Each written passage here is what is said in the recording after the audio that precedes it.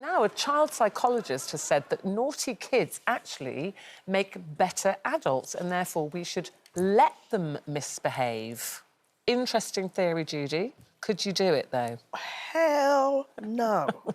It's just that simple. I just feel like there's so much different experts talking on things that I don't even know if they've lived themselves, you know, but I just feel like, look, the reality is children will go through different stages in growth emotionally, mentally and physically, and it's about them exploring, and at the end of the day it's about them being guided and helping them to learn in a safe environment. So, you know, if they are doing something that's deemed as naughty... I remember the days we wasn't allowed to use the word naughty. Do you not remember? There was a few years back, you mustn't call a child naughty. Now you're saying it's OK for a child to be naughty. I think, look, each parent is different. We grow our children in different ways. The basics should be love, care, good food, family vibes and fun.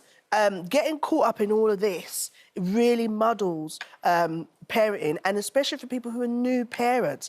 A child being naughty, you as a parent has to guide them, because the reality is they're going to grow up and they're going to be out in the big world, and whatever they've learned at home, it all comes from those young age between 0 and 7. I think, Janet, this child psychologist is saying, you know, if a child is very, very good and, you know, always obeys the rules, and the parents are saying, mustn't do this and don't do that, and they do all that, that it's somehow kind of stilting their growth, and that as adults they might be people pleasers or too afraid to voice their opinion, perhaps. Yeah, I can see that. I mean, I grew up in a house with loads and loads of rules, and I think my problem was I was naughty because I couldn't see the point of all the rules. So my parents didn't include me in any explanation about why we didn't talk at meal times, why we had to get up at 5 o'clock in the morning every time we were going on a trip anywhere.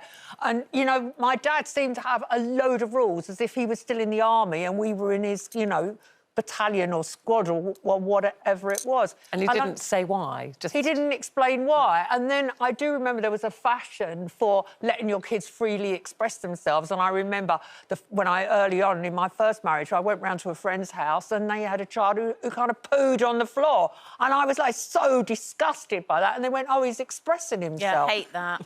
No, that free expression is ridiculous. But I think there's got to be a middle ground. I mean, I definitely was a really naughty kid, and I definitely hate rules even now. So maybe, you know, I think that's the thing, if you don't explain the rules. You know, as a kid, I didn't mind rules if I understood them. Like, well, that makes sense. You know, I hated that thing of, like, you know, my dad would be very like, because I said so. So if I questioned why, he'd go, because I said so. I hate that. Yeah, and I think with Jack, I always tried to... seen and not heard. Yeah. The thing is, the reality, they're going to go into a society, whether they work, study, travel, every part of the world and society, there is rules. Yeah. That's the reality. It's all very well, and I agree with you, it's about guiding them and it's about listening to them. You know, we grew up, or I know I did, with, you know, children should be seen and not heard, or do as I say, not as I do, and I hate all that. Yeah. You know, my house, my rules, I pay the all that. But I think it's very important to explain to a child of why, you know, if they're at an age where you can, of why you're doing something and why that they shouldn't be doing that, and that's why they're not allowed to, or that's why they're grounded, and listen to their opinion of that. I do think they're entitled to an opinion from a certain age. But as far as letting a child be naughty, if I'd have let Jake, bless him, I hope he's not watching, if I'd have let Jake to continue to be as naughty as he could be, I don't know where Jake would be now, because when he got to 15 or 16, I'm telling you, that boy would have ended up in prison or something, because he was, you know, a very, you know, he had a very vivid imagination. He was very artistic, and so he had this passion, and he got frustrated, and he questioned everything. The schoolmaster phoned me up and said, I've had to put Jake on report. I said, why? He said, I told him to do his top button up on his shirt, and he said, I will, sir, when you do yours. Ooh. That's great. And he went, now, the thing is, Colin, he's got a point, but I can't let him away with that. And when he came home, Jake was saying to me, yeah, but it's not fair. If he wants us to do our top buttons, he should do his own. It's hard to argue that. But with a child like that, isn't it really exhausting?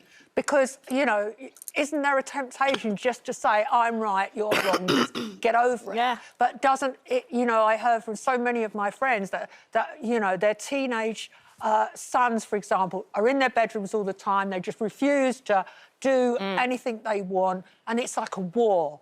and they say, I feel like I'm fighting a war and it's taking all my energy. But that's how I felt. It's like you can't win every battle. So I had that thing of a balance with Jack, that I knew generally outside of the house, at school, he was rarely in trouble. You know, he obeyed the rules and he was a good kid. So at home, I allowed a bit more of him kicking back, I think, as the young people call it. You know, sometimes he'd be cheeky and I'd think, I'll let that one go today. You know what? I'll just let that one go. He's at home. And we've all been there. And we've all been Teenagers, there. remember. Otherwise, you feel that you just, all I could hear my own voice all the time. Don't do that. Put that down. Pick that up. It can be just the small things, though. I find with my kids, if I call them shy, and they're like, yeah, I'm like, excuse me? Like, so they know, like, OK, yes, Mum. It's just those little things Manners. that I like to put into place. And then, you know, you just, you know, do your thing. It's your children. You know them better than anybody else. You do.